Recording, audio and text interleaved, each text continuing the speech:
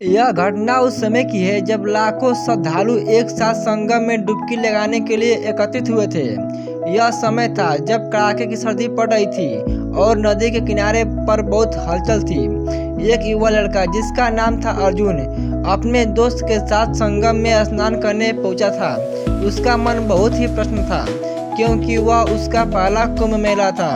वह अपनी तैयारी में पूरी तरह से व्यस्त था, लेकिन किसी कारणवश उसकी नज़र अपने दोस्त से हट गई और वह अकेले ही नदी की ओर बढ़ गया। जैसे ही वह पानी में कूदने की तैयारी करता है, अचानक उसकी टांग पर कुछ लहरों का दबाव महसूस होता है। यह कोई सामान्य लहर नहीं थी, बल्कि पानी की गहरी धारा थी जो उसे अपनी ओर खींच रही थी।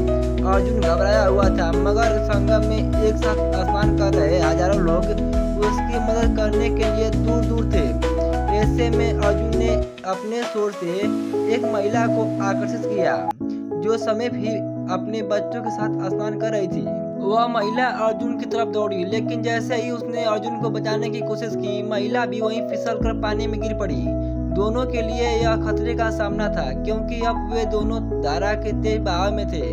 एक के बाद एक दूसरे लोग भी उन्हें बचाने की कोशिश करने लगे, लेकिन हालात इतने गंभीर हो गए कि घटना अब सिर्फ एक जीवन के संकट का मामला नहीं रह गया था।